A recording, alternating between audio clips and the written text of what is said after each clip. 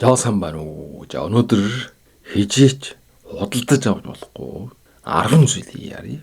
За хэрвээ энэ 10 зүйлийг худалдаж авах юм бол хижээч баян чинэлэг амьдарч чадахгүй. Байнга ядууралтай байна. Гэр бүл дотор үл ойлголцол, хэрүүл маргаан олон жил үргэлжилнэ. Эрүүл мэнд хохирно. Сэтгэлжийн маш их дарамттай байна. Тийм учраас бид нарын баян тансаг аж жаргалтай амьдрна гэж худалдаж авсан энэ зүйлүүд болвол олон таагүй үр дагаврыг авчирч өгдөг. Энэ болвол судалгаа шинжилгээ, шинжилгээ ухааны үндэстэй зүйл.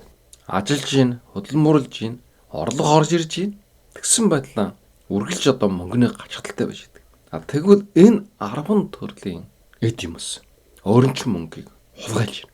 Яагаад бид нар сэтгэлийн дарамттай байна? Яагаад хэрүүл маргаан тасрахгүй байна? Яагаад эрүүл мэнд сайжрахгүй байна? За энэ болвол энэ бүхэд энэ 10 төрлийн худалдан авалттай холбоотой. За ингээд энэ 10 зүйлийг ярив. За энийх нь нэгдүгüүрт. Нэгдүгüүрт болвол стрессээс болоод сэтгэл хөдлөл дээр тулгуурласан худалдан авалт. За энэ болвол ямар нэгэн эд зүйл биш. Ерөөсөн сэтгэлжийн ийм байдалд худалдаж авсан бүх зүйл болвол дараа нь харамсах, маш их харамсах ийм шаардлага худалдаа авалт. Юу байсан ч. За ер нь дийлэнх хүмүүс ийм дуршлагтай байдаг. Тэр нь юу гэх юм бол би уурандаа худалдан авсан гэж ярьдаг. За энэ болвол маш их стресстэй, сэтгэл хөдлөлтэй байсан үе. За эсвэл одоо ганчаардсан, уйтгартай, урам хуурсан гэдэг ч юм уу. Яагаад өгтэй жирэг юм худалдаж авч явах үед бол тархинаас дофамин ялгарч байдаг. Төр журийн таашаал авч байдаг. Өөрийгөө тайтгаруулах шаардлагатай.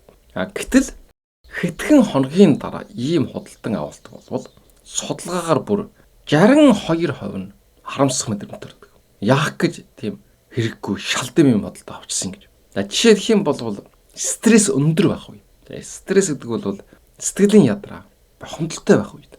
За ажлын гэдэг ч юм уу, гэр бүлийн гэдэг ч юм уу, санхүүгийн янз бүрийн одоо бохомдол байж байгаа. Хоёрдугаард нь нийгмийн дарамт.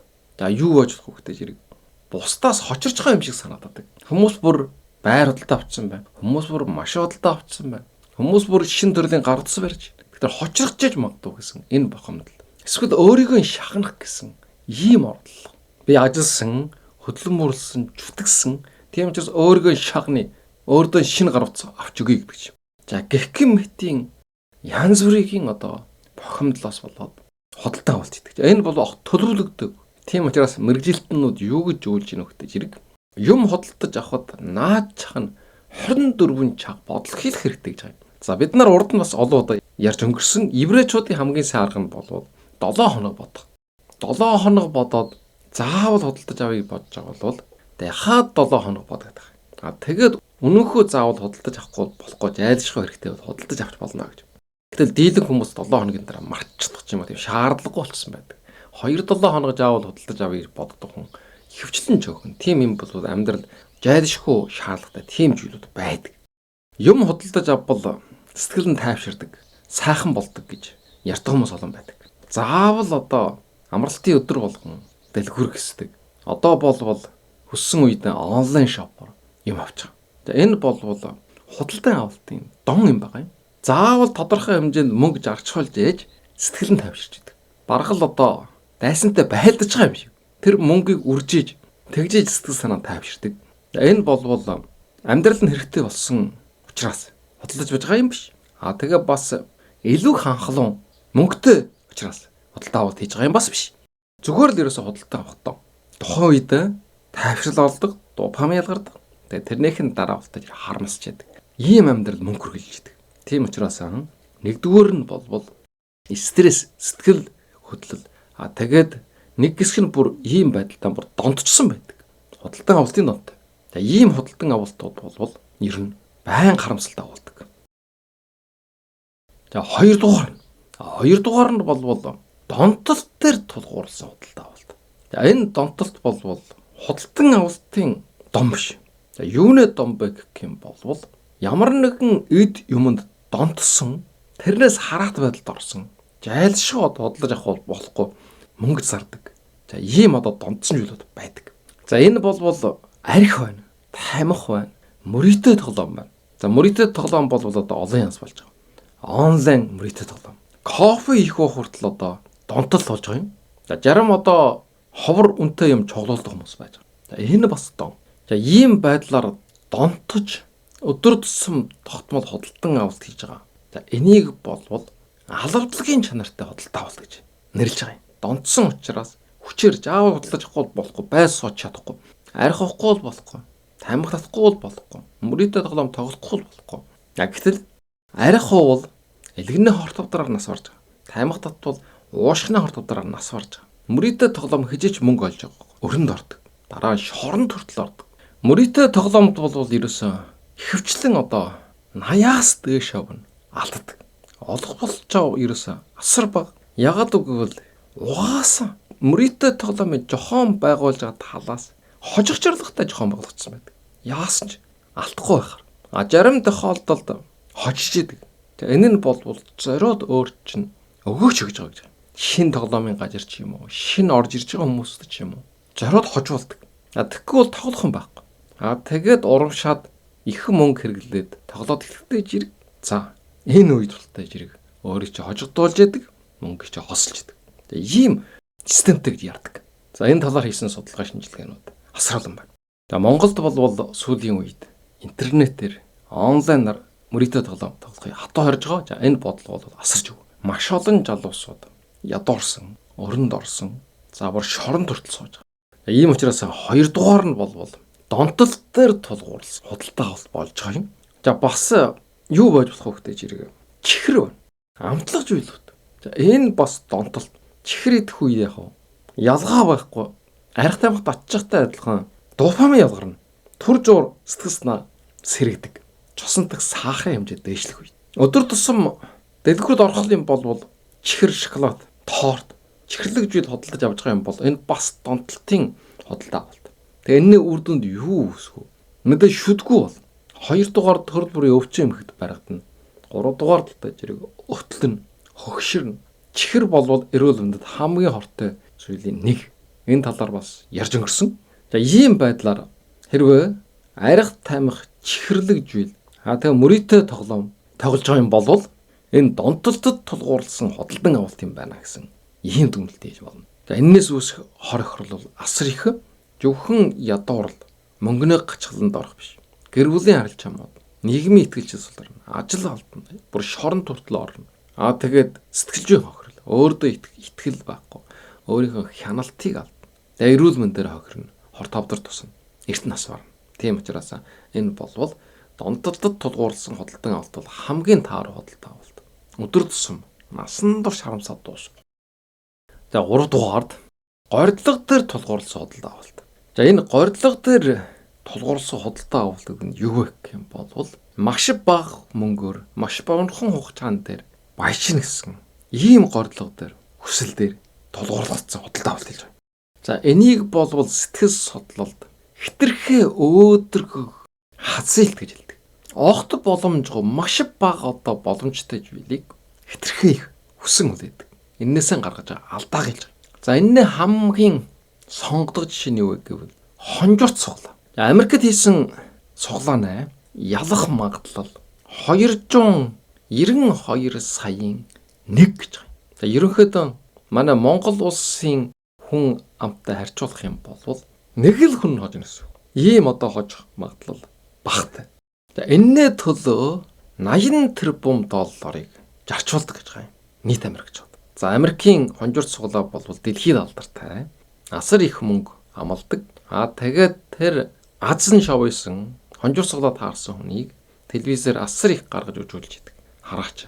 Хонжорт суглаа таарсан байна шүү дээ. Ингээд баян чинэлэг сайн сайхан амьдрал эхэлж байна гэх. Энэнд нь уттай зэрэг хуургадаг. Би ус энэ хүнтэй адилхан ингэж хожно, сайхан амьдрна гэсэн ийм сэтлийг бий болгодог. Ийм учраас чалангаа болгон тогтмол хонжорт суглаа авч байгаа хүмүүс болвол бас ямар ч үр ашиггүй. Мөнгөнд зарцуулж байна. Тэгээд хонжорт суглаа таарад баяжсан хүмүүс бас дараа нь ядуурдаг. Дараа нь бүр тэрнээсээ таахгүй явдал тохиолддог. За энэ талаар судалгаа байдаг.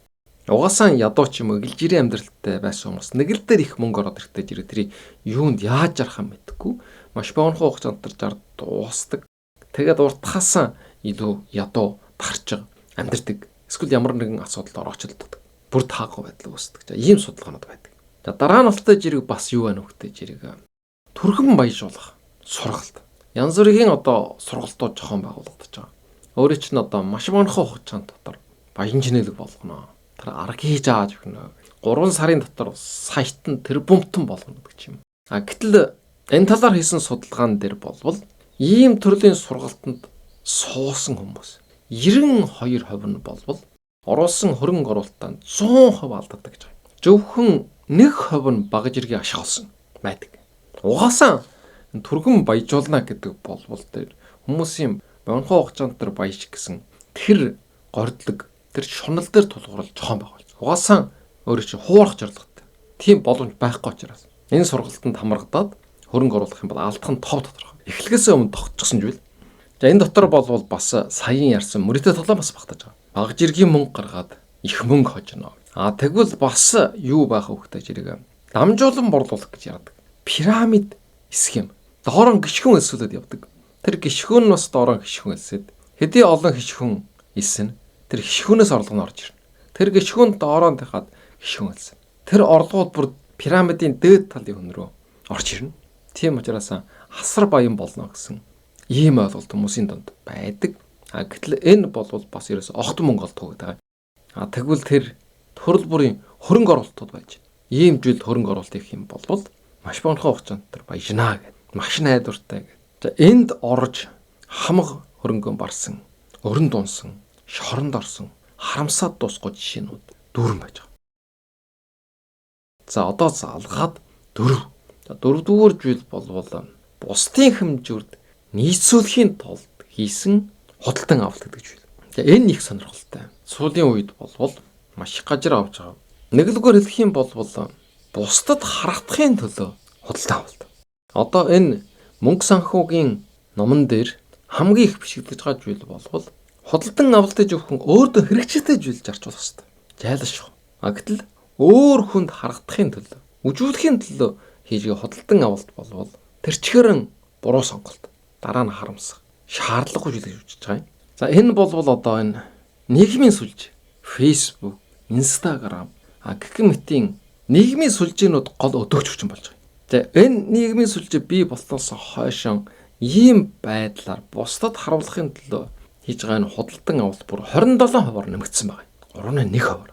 Гэтэл 21 оны хийсэн судалгаагаар ингэж хийсэн худалдан авалт хэдхэн хоногийн дараа 68% нь харамсдаг гэдэг. Жишээ нь юу байж болох вэ? Цөнх байж. Брендийн үнэтэй цөнх. Хүмүүс худалдаж авч байна. Худалдаа авсан 6 тавьсан байна. Тэгэхээр би ч гэсэн ялгаа байхгүй тийм төрлийн цөнхийг худалдаж авахгүй юм болвол тэр хүнээ доор орчих юм шиг санагдаж байгаа юм. Тэгээд тэр цөнхийг худалдаад авдаг. Гэтэл тэр нь асар их үнэтэй. Худалдаад авсаа дараа тэрийг бараг хэрэгэлдэггүй шахав. За төрөл бүрийн одоо эмэг бөөгж, гоо сайхны бүтэгдэггүй. За бүр одоо орон байр машин тэр хүмүүсээс худалдаа авчихсан байна. Юмц би судалдаж авахгүй бол тэр хүмүүсийн доор орчих юм шиг, мөнгөгүй юм шиг, ядуу юм шиг харагдахаас айгаад. Ингэж одоо бусдад харуулахын төлөө хийж байгаа энэ худалдан авалт болвол маш аюултай. Зөвхөн мөнгөчн өрөө дуусахгүй тэрнээс илүү хүнд асуудал үүсгэнэ. За энийг бид нар мэдж байгаа саяхан одоо тэр алдартай брендчин худалдаж авсан явдал болсон. За тэндээс болоод бүр улс орны ховж яа хүртэл хохирох ийм байдалд одоо орсон байгаа шүү дээ. Тэгэхээр нийгмийн сүлжээгээр болвол зөвхөн өөрийнхөө сайн сайхан амьдралыг хүн харуулдаг гэж байгаа. Тэрийг болвол дагаж дураагаад тэд нартай тэнцэх гэж яваад хэрэггүй. Өөрийнхөө амьдралаа сандуулж байгаа. Одоо манай монголчуудын дунд ажиглагдаж байгаа бас нэг зүйл байгаа. Энэ нь болвол цагаан сарын тавхтай ид. Одоо ингээд цагаан сар болохтой жирэг баргал одоо нийгмийн сүлжээн дээр байж байгаа нийт хүмүүс өөрийнхөө часан ширээгийг харуулдаг. Ууч тавьчихсан байна. Толгооноос өндөр гартал бооборс өрчсөн байна. Янз бүрийн одоо үнэтэй чатай иддэг удах юм. Алтан мөнгөн аяга, эрдэнэ чулуутай хөөрг энтергээд.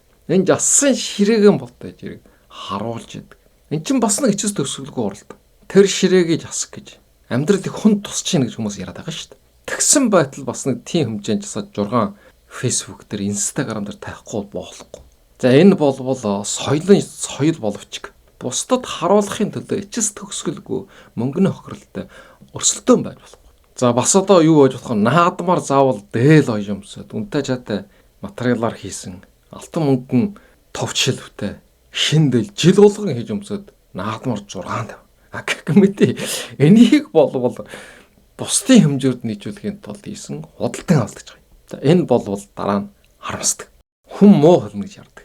Хүнд харуулахын төлөө, хүнд үжүүлэхийн төлөө биеэн, гэр орноо часч яадаг. Элдв янзын юмуд худалдаж авч яадаг.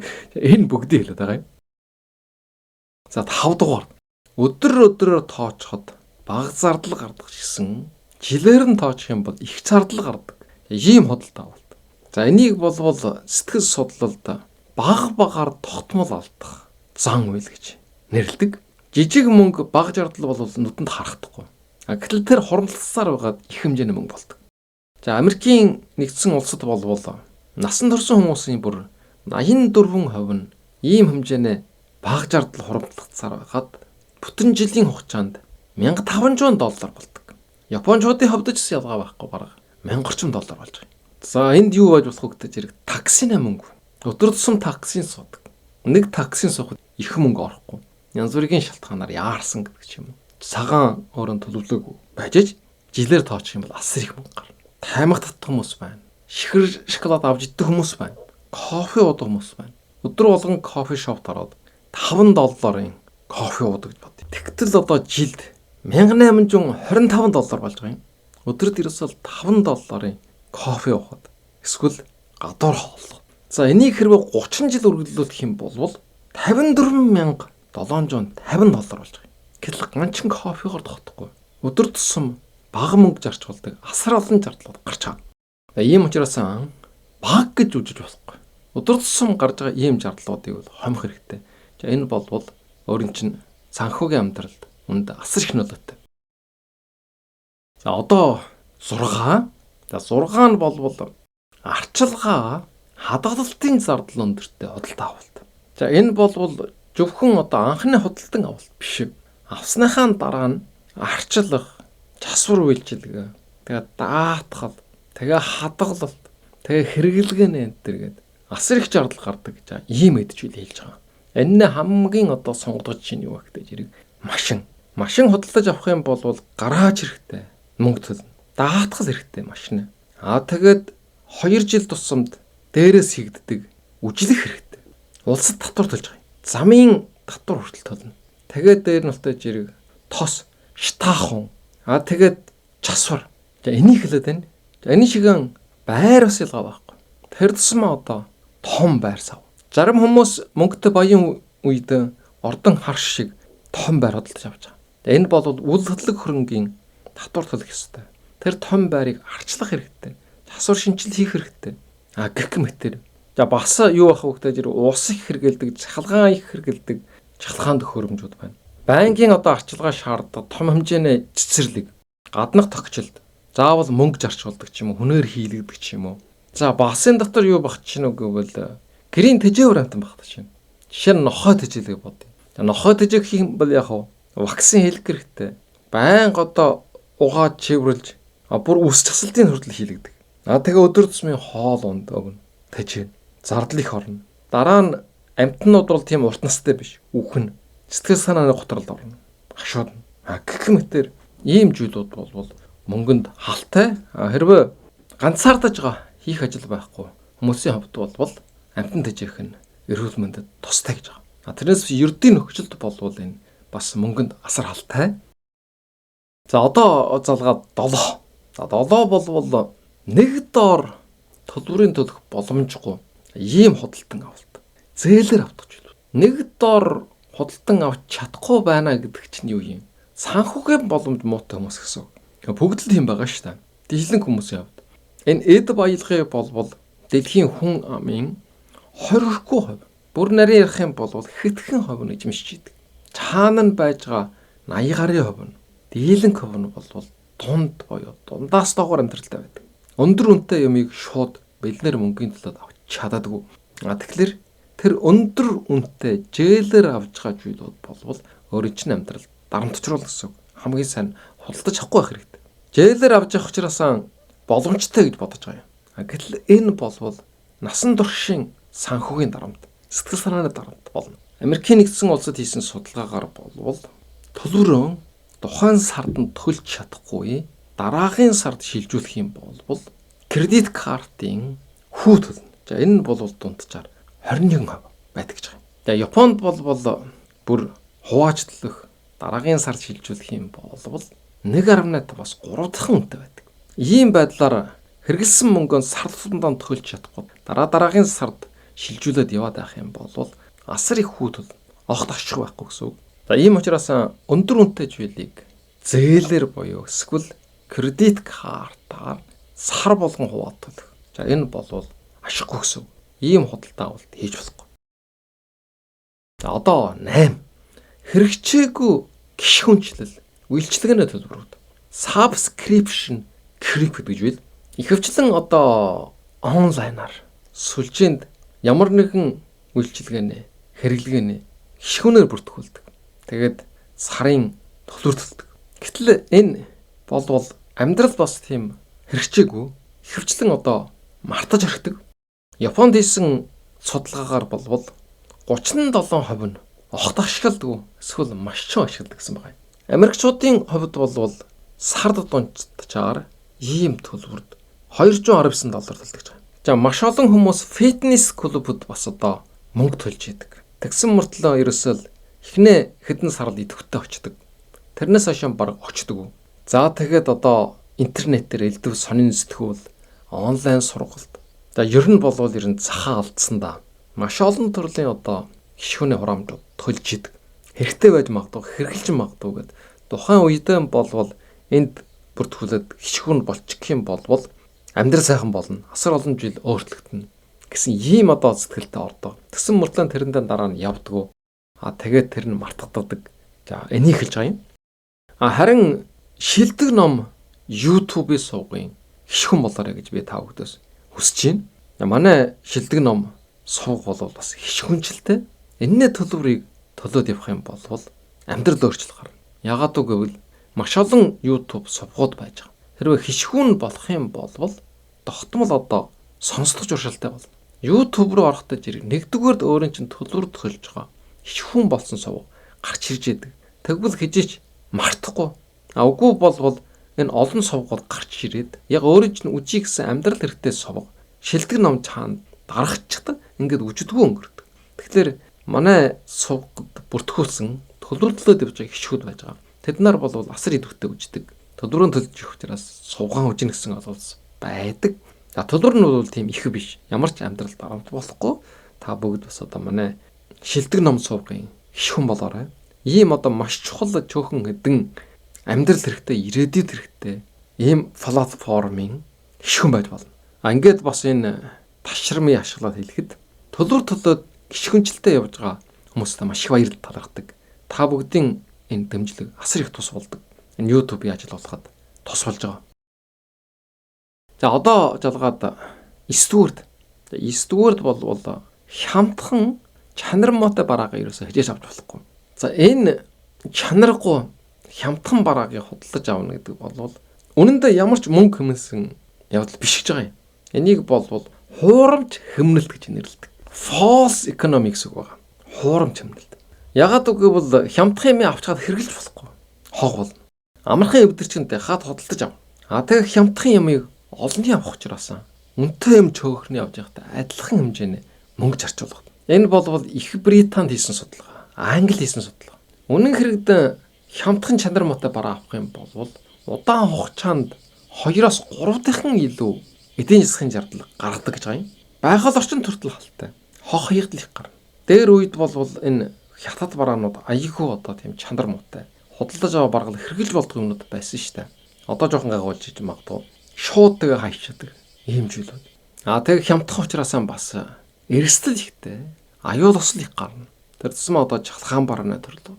Тийм учраас мөнгөн хэмнж ягаад чухалуулж ягаад боломжийн чанартай дундаж иргэн бүтээдгүүний худалдаж авах нь болвол урт хугацааны хувьд бол ашигтай. Тэгээд дээр нэмээд худалдаж ирэх чаг үрнэ. Дахин худалдаж авна. Тэгээд стресс нэмэгдэнэ. Гекмэтийн Яраад дуусчихгүй олон цэрэг давгартай байж байгаа. За одоо хамгийн сүүлийн сэдв 10 дугаард нь шинжлэх ухааны үндэслэлгүй худал амлалттай бүтээгдэхүүнүүдийг худалдан авч болохгүй. Хичнээн одоо шинжлэх ухааны үндэслэл байхгүй. Худлаа амлаж ийн гэдгийг мэдчихсэн ч гэсэн хүмүүс авч идэг. Энэ нь юу гэхтэй итгэл найдвар дээр тогтсон маркетинг гэдэг. Ийм ч үл. Хор тавдрыг өмнө чадахгүй ч гэсэн энэ эмийг хөдөлтөд авах юм бол хор тавдар тус болж магадгүй гэсэн юм өчүүхэн найдвар тавьдаг. Энэ гоо сайхны бүтээгдэхүүн худал хуурмагдаг мэдчихсэн ч гэсэн ямар ч байсан баг ч гэсэн тус болж магадгүй гэж. Ийм сэтгэл зүгэр хүмүүс худалдаж авдаг. За нөгөө талаасаа огт шинжлэх ухааны үндэслэл байхгүй. Тэгсэн мөртлөө бас яг худлуу гэвэл худал биш. Жишээлбэл ямар нэгэн төрлийн эрүүл мэндийн нэмэлт шимт жилийн бүтээгдэхүүн зарж байна. Тухайн бүтээгдэхүүнд орсон ямар нэгэн эд элемент хүний эрүүл мэндэд тустай гэсэн юм судалгаа гарч ирсэн байна. Гэтэл тэрийн ултаж асар их хэмжээнд хэрэглэвэл сая үр дүн гардаг. Тэр хэдийн ширхэг эм тарай бэлтгэл дотор агуулсан хэмжээгээр хүний биед ерөөсөө ямар ч нөлөө баг. Гэсэн ч гэсэн тэнд агуулсан тэр бодис хүний биед нөлөөтэй юу гэвэл нөлөөтэй. Энэ судалгаараа баталгаажсан. Гэтэл тийм хэмжээний агуулгадчаар тэрөөсөө огт нөлөө болохгүй. Ийм зүйлүүд байдаг. Тэгээд тэрийн хэрвээ тийм хэмжээгээр хэрэглээд ирэх юм бол сөрөг нөлөөллүүд асар их байдаг. Цустай байж болжшгүй гэж судалгаар гараа ирчихсэн. Тэгсэн мөртлөө тэр юмыг хэрэглэх юм бол буцаагаад хор тавдар тусдах ч юм уу. Аимшигтай бол сөрөг үр дагаврууд гарч ирдэг. Энийг нохт ярддаг. Тоочолж үжиг. Ягаад үг гэвэл энэ бүтээгдэхүүний үйлдвэрлэж борлуулж байгаа компаниуд бол ашигын төлөө байж байгаа. За ямар шинжлэх ухааны нээлттэй гарч ирж байна уу? Тэрэн дээр тулгуурлаад тийм төрлийн бүтээгдэхүүн хийж идэг. Гэтэл тэр орч найрлагад нь тийм жийл нь асар бага хэмжээгээр агуулгаж чаддаг. Эсвэл их хэмжээгээр агуулгаж байсан ч гэсэн тэрнээ тэр сөрөг нөлөөллүүдээр ерөөсөн тоож үжиггүй байх тохиол асар олон байна. Тэгээ эндээс ямар асуудал үүсэж байна вэ? Дэлхийн эрүүл мэндийн байгууллагаас хүртэл байнга анхааруулж байгаа. Тус болохгүй мөртлөө хор болох бүтээгдэхүүн олон байна гэж. Америкийн шимт хичээлийн сэтгүүл дээр эрүүл мэндэд бүр гайхамшигтай иттэй шиттэй гэж үжиж байгаа. Энэ бүтээгдэхүүнүүдийг судалж үчихэд 60 гаруй хувь нь ерөөсөө ямар ч үр дүн баг. Харин ч 10 орчим хувь нь бүр эрүүл мэндэд сөрөг нөлөөтэй гэж гарч ирсэн байна. Тийм учраас найдвартай одоо хоол хүснийхэн үндсэн материалуудыг худалдаж аваад тэрүүгээр олон төрлийн хоол хийж идхийг санал болгож байгаа. Энэ бол хамгийн аюул, хамгийн эрүүл ийм сонголт. За өнөөдрийн ярсныг товч дүгнэе. Өнөөдөр хижээч худалдаж авч болохгүй. Худалдан авалт хийх юм бол харамсах ийм 10 зүйлийг ярлаа. Энийх нь нэгдүгээр бол төр жуурын сэтгэл хөдлөлөөр шийдвэр гаргаж худалдан авч байгаа. Хэвчлэн одоо ийм ууралсан, бохимдсан, дарамтанд орсон үе, нойр дутуу үе, төр жур өөрийгөө баярлуулах, сэтгэл ханамж авахын төлөө худалдан авч идэг. За энэ бол дараа нь харамсдаг. Тэрнээсээ илүү таагүй байдал үүсдэг. Энийхэн жирэгч худалдан авалтын донд туссан ус байж байгаа. Юм худалдаж авахгүй бол зүгээр сууж чадахгүй. Чалан орж ирдэг ч юм уу, амралтын өдөр болдог ч юм уу, заавал гарч одоо мөнгө өрж идэг. Энэ бол дон юм байна. Хоёрдугаард нь бол дондталт болоод хяналтан алдах эрсдэлтэй ийм бүтээгдэхүүнүүд. Дондсон жишээ нь арх гэдэг ч юм уу, тамхи гэдэг ч юм уу, мөрөөдөө тоглоом гэдэг ч юм уу. Ингээд хяналтан алдаад бүх өв хөрөнгөө энэ дондсон зүйл рүүгээ оруулчихдаг. Өөрийгөө удирдах чадвараа алдчихсан. За энэ бол бас худалдан авалт хийж болохгүй ийм зүйл гэдгийг одоо мэдэх хэрэгтэй. Ийм зүйл мөнгө зарчуулж болохгүй гэсэн. Энэ бол амь нас, эрүүл мэнд, мөнгө санхуд хамгийн их хөрөлтэй ийм зүйл. За дараа нь бол хэтэрхий их гордлого дээр тулгуурсан худалдан авалт. Маш богинохон хугацаанд дотор маш их мөнгө олж магадгүй гэсэн ийм хүсэл найдварын үүднээс худалдан авалт хийдэг. Жишээлх юм бол хонжирц цуглаа байна. Эсвэл түргэн баяжуулах янз бүрийн одоо сургалтууд, арга, хөрөнгө оруулалтууд байж байгаа. За энэ бол анхнаасаа жохон байгууллагатахаас эхлээд хуурах мэхлэг зорилготой. Амьдрал дээр тийм зүйл байхгүй. За дараа нь бол бусдын хүлээлт, стандартын төлөө мөнгө зарах. Өөрийн хэрэгцээ биш. Нийгмийн шалтгаан мөнгө өрж байгаа. Сошиал хараад, эсвэл эргэн тойрныхоо хүмүүсийг хараад тэр хүмүүс худалдаад авсан байна, тэр хүмүүс хэрглэж байна. Тийм учраас би бас одоо худалдаж авах нь хэрэглэнэ. Тэрийг бусдад ирүү зургийн тавина. Бусдад үжүүлж харуулна гэдэг. Энэ сэдвийн үднэс худалдаж авч байгаа зүйл болвол харамсдаг. Дараа нь хэрэглэгдэх юм болдог. Ямар ч утгагүй. Ийм эцэс төгсгөлгүй уралдаан өнөдөр болж байгаа. За 5 дугаард нь өдөр тутмын жижиг жаргалын хурамтлал баг гэд зарж болохгүй. Энэ баг гэж зарж байгаа үржигээ энэ болвол асар том хурамтлал бол хадгалах юм бол үрэх юм болвол өөрийн чинь орлогын дийлэн хэсгийг авч явж байдаг. Хямдхан гэд өдөр болгон гадна гарч ганцаа кофе уугаад аж болохгүй. Дэлгүүрд орох тоолондоо чихэр жимс авч идээд аж болохгүй. Энэ болвол асар их мөнгө. Удаандаа. За 6 нь болвол арчилгаа хадгалтын өндөр зардал шаарддаг. Ийм зүйлүүд. Зөвхөн худалдаж авахд өндөр үнэтэй байж магадгүй. Эсвэл хямдхан ч байж магадгүй. Гэтэл тэрийг худалдаж авснараа арчилгааны мөнгө шаарддаг. Даатгал төлдөг. Засвар хийдэг. Өөр бусад маш олон төрлийн зардалууд шаардж идэг. Жишээлбэл зүгээр л нэг сандал ширээ худалдаад авахд тэр ерөөсөн татвар төлөхгүй, даатгал төлөхгүй, засвар юм хэрэггүй. Гэтэл зөвхөн машин биш. Гэрийн тэжээвэр амтаа худалдаа авсан ч гэсэн асар их арчилгааны зардал шаарддаг. За энийг хэлж байгаа юм. Монгол хүмүүс 5 хошуу малан малжин орлого орж ирж байгаа юм. Байх ёстой жил. Гэтэл гэрийн тэжээвэр амтан тэжээгтэй жирэг жардлага гардаг. Энэ ялгаатай. 7 нь бол санхүүгийн чадвахаас давсан худалдан авалт. Өөрөөр хэлэх юм бол жээл, кредит картын өөр эднэрийг хэлж шууд мөнгөний төлөөд худалдаж авч чадахгүй зүйлийг худалдаж авсан хэрэггүй. Энэ болвол олон жилийн дарамт болно. Зөвхөн тэр нэг хүүгийн төлөх дарамтанд олон жил шанална. Хажиж толгой өндөггүй. 8 дугаард нь болвол хэрэгэлдэггүй мөртлөө тогтмол мөнгө төлдөг үйлчилгээ, гишүүнчлэл. Янз бүрийн клуб, янз бүрийн үйлчилгээ, янз бүрийн онлайн гишүүнчлэлд мөнгө төлж байгаа. За энэ дийлэнхийг марчсан байдаг. Тогтмол хэрэгэлдэггүй гэдэг байгаа. Ийм учраас өнөөдөр та бүгд шалгаж үжээд цэвэрж болно. Санхүүгийн дарамтаас чөлөөлөгд. Эднэр болвол нуучаар мөнгө ч хулгайлж байна. Хулгайчтай ямар ч ялгаагүй. За 9 дугаард нь чанар муутай, хямдхан бараа. За энэ бол ядуу хүний онцлог гэдэг байгаа. Авах тусмаа улам ядуу орно. Улам их зардал гарах. 10 дугаард нь шинжилгээ ухааны үндэслэлгүй, худлаа амлсан бүтээгдэхүүн. Асар их амлдаг. Зөвхөн сайн талын л ярина. Муу талын хижээж ярихгүй. Сөрөг үр дагаврыг хижээж хэлэхгүй. Тэгээд тэр нь бас шинжилгээ ухааны судалгаа шинжилгээний үндэслэл маш багатай. Үндсэлтэй юм а гэхэд тэр үнэн хүү өөр чинь нөлөөлөх хэмжээнд биш юм. Харин ч сөрөг үр дагавартай. Ийм бүтээгдэхүүнийг худалдаж авах хэрэггүй. Энэ бол зөвхөн мөнгө чинь үрж байгаа юм биш. Өөрийн чинь эрүүл мэнд, амь насыг авч чадна. Олон жил үргэж хэлэх юм бол. За ийм 10 зүйлийг ярьлаа. За энэ 10 зүйл болвол гаднаас нь харах юм болвол өнгөчхөн үжих юм болвол ямар ч аюулгүй юм шиг. Байх ёстой юм шиг. Бүх хүмүүс хийж байгаа. Нийгэм дэлгэрч гисэн ийм зүйл. Гэтэл энэ бол өөр чинь асар их санхүүний дарамтанд оруулж яадаг. Тэгээ бүр бие сэтгэлийн чинь эрүүл мэндийг хохироож яадаг. Ийм жил. За энэ тухай бол асар олон номж хоолууд дээр судалгаа шинжилгээний бүтээлүүд дээр байж гаж байна. Амьдралаар хүмүүс ойлгочихсон. Гэтэл цаан чинь ашиг олгосон тохиолдолд үйлдвэрлэгчд байж байгаа. Борлуулагч байж байгаа. Энэ хоёрын тэмцэл гэсэн.